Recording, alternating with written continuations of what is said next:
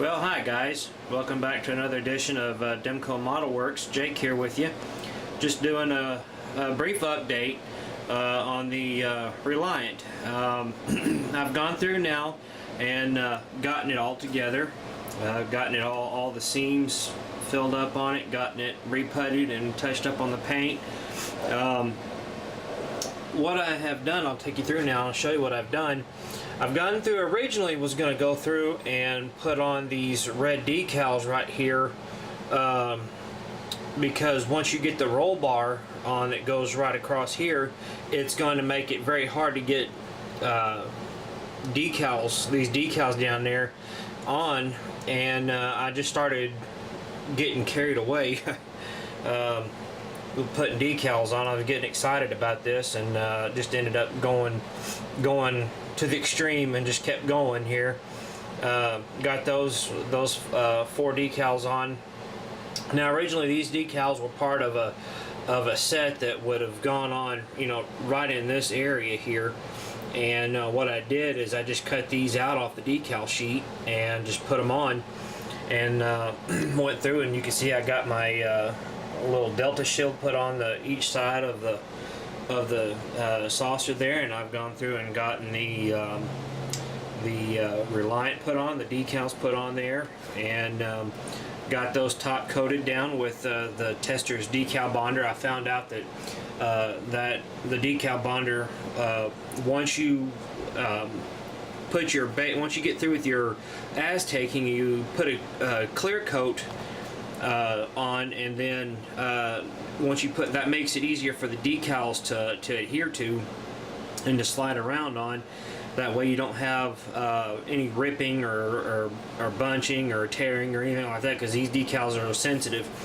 But after I did that, I put these on and then I let them sit overnight. Came back through and cut in my notches after I used what I use for my decals is this the Walther Solvast Solvaset.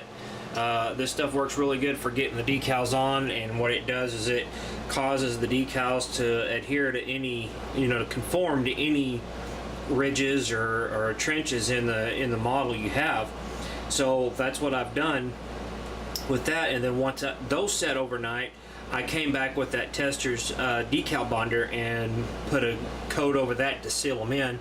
And then once I get through with the whole model, I'll go back through with a final coat of the all-clad semi coat, the semi clear coat. This stuff works really well. I like it. You have to keep it shaken up, or else all the sediment settles to the bottom. But it's coming along real well. I've got to work on still got the underside to do. Got to fix the sensor dome. It came loose on me, and I've got all the painting to do on the bottom. Excuse me. I don't know, I'm going to run the 2 switches at the base there, one for the nacelles, and for that I'm going to take you through what I've done here already. Is I've got it together, got it glued on. I've got my seam work done, I've got it drying, and I'm going to go back through later, probably this afternoon or tomorrow, and go through and putty sand it, and put another base coat down on it, and start laying in the Aztecing. And I've got the Aztecing from Orbital Dry Dock, and one of the I've gotten these ordered these offline,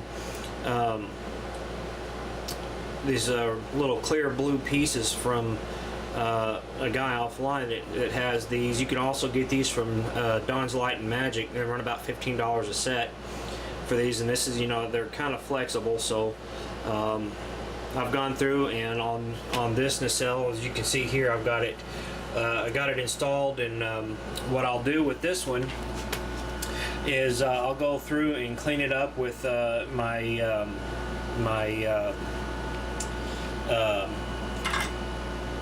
tool here, my scriber tool, and get all the little extra pieces out of that. It doesn't need to be there. And then I'll go through and lay in with, you can get, this is what I used, let me get it off here.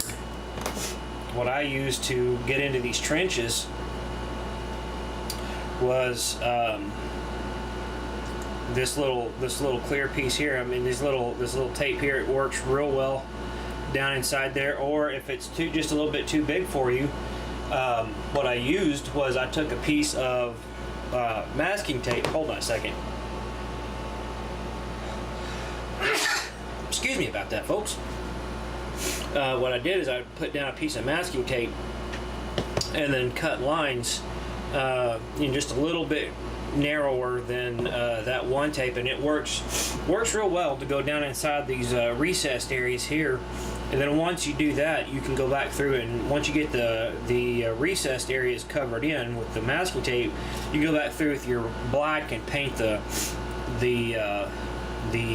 ridges on top up here painted black, and then you can go back through and do your little curve on the back and all that stuff. And it turned out real well, and I'll show you that a little bit later on.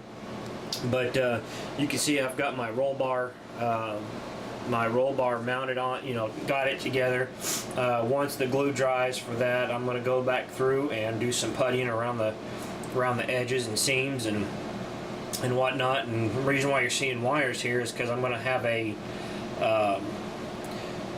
strobe light, and then I'm going to have some little pieces, little strips, or maybe a couple of LEDs, red LEDs for the photon torpedo launchers up there. And you can see I've got my hole drilled for my beacon light up there. And so once all this dries, I'll just go through there and put these wires through, feed them through on both sides, and set it down and get ready to go. So that's what's going on with the 5/3/7 scale Reliant. Now I'm going to take you over through real quick and show you some progress that I did on the Sulaco. If you remember the last time I showed you this, this was pretty much green and you couldn't see it real well. So what I had to do, and I know it looks kind of messy right now, but it'll clean up. I took that paint back off because it was just too dark. When the light came on, you could barely see the light, and I just didn't like the look of that. And I'm gonna go back through and put tape back through here in these trenches and repaint this stuff black, and maybe and clean it up some more, and it should turn out real well. But I haven't had a chance to go back through yet and do the other side of the nacelles, the other side of the nacelle, the candy cane stripe back here, and this piece, these up here. But that won't take long to do on that. And then I can get my I've got you can't see it here, but I've got an area for the lighting on the inside where it lights up the registration numbers nicely here. So that's what's going on with that, and it's not going to take much longer to get this finished, wrapped up, folks. So and then once I get through with this ship, I've got I got to work on finish up on the kit bash. We had made some changes on the 1/1000 scale kit bash. It looks like this, but it's going to be a different. We decided to flop the nacelles over where they're on top, and then a couple of torpedo launchers on the bottom. So, but that's going to take a little bit of time for that because of the fact it's backwards, and I'm going to have to do some, add a little bit of styrene and all that kind of stuff in here. But it's going to look real good when it's done. It's coming through.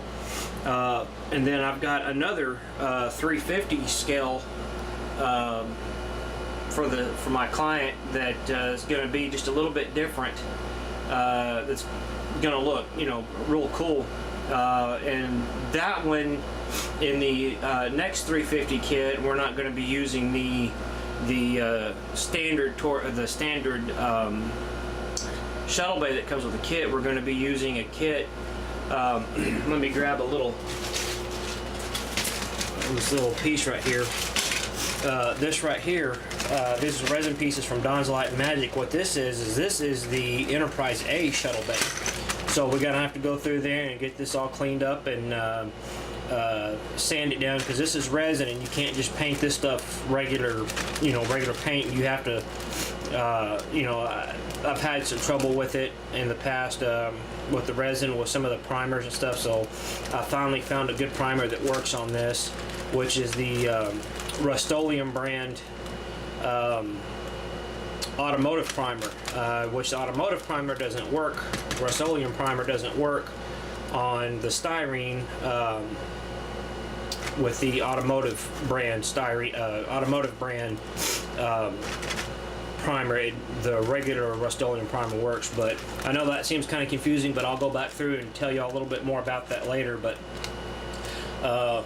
go back through and clean this up. I've already started working on one of these and just kind of playing around with it to see how it fits together, and it's going to look real nice. So once I get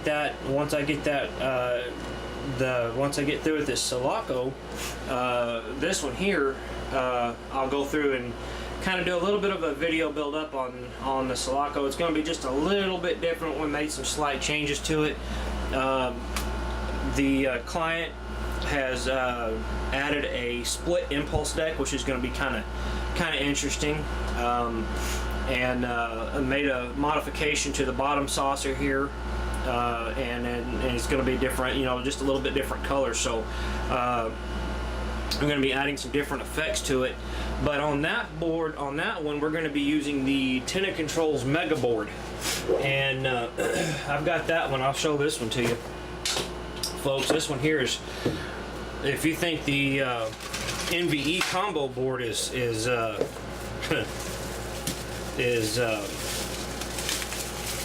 hard to wire, well, look at this bad boy here. This is the Tenna Controls Mega Board. This one has the startup sequence, has 3 different startup sequences, or the startup sequence in 3 different modes. The has phaser and photon torpedo, effects on it, and this one here is has 5 different switches for it. Has the on-off, the couple of different mode switches, the phaser and the photon torpedo effect switch, I think, on there. But this bad boy right here is going to be fun to install, and it's got, look, when you talk to Ralph and get this, it literally means 20 pages of wiring, and it goes by, tells you, one by one how to, you can do this, set the strobes, and you can set it how you want to. You can adjust it, if you need to, and well, we got a page stuck together here,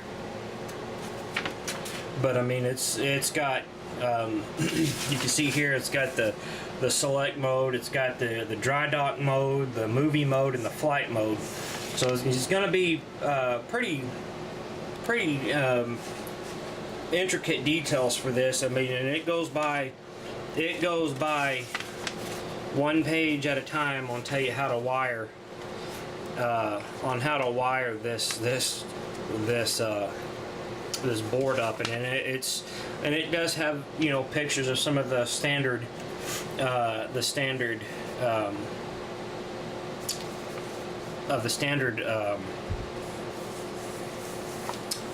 instruction pieces from the NVE board. But you can see here, it's got the, we're looking at the impulse deck here, I believe. Yeah, this is the impulse deck, where there's the 2 LEDs that will, for the impulse mode. And then it's got, it tells you how to light up for the shuttle bay entrance, the shuttle bay, and then down for the neck and whatnot. So it's gonna be kind of a challenge here, because this is my first time working for this board. But I mean, you can see the intricate details here of the wiring complex. So that one's going to be fun. I look forward to putting this in and going, because I tell you, folks, this one here is not for beginners. I recommend, if you're a beginner, do not get this this board here, because of the fact that it is so detailed and there's a lot to do with this board.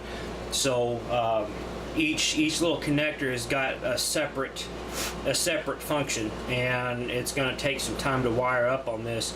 I do not suggest this for anybody that's a beginner, simply for the fact that it's just so challenging. This is more or less for the ones that have been doing it for quite some time. The NVE board is a good one to start off with. It is a little confusing at first, but learning to just sit down and take the time, read the instructions, folks, and it will work out. But Ralph at Tendon Controls also has different boards that you can do different things with if you just want the nav and the navigational lights, the beacon lights that are here and the strobes on the back. He has a little separate board for that, and then he has one for the shuttle bays, and then he has one for the impulse mode and stuff like that. So if you're a beginner, I suggest starting off with some of the simpler boards. But this will be my first board to wire in for my client, and this one is going to be a doozy, folks. So we're looking forward to getting started on that one. But just to let you know, here's a little update on this. Next time you see me, I should have the roll cage painted and installed, and should be ready to install the chiller grills, or the nacelles, and go from there. So until then, folks, it's been fun, and we'll keep you updated. Going to be going back through and doing a little bit of once I get this nacelle done, I'll go through with the port side nacelle and take you through a little bit of a step-by-step on how to do the Aztecing and a few things on the lighting, stuff like that. So but until then, we'll keep you updated, and happy modeling, everybody, and stay safe.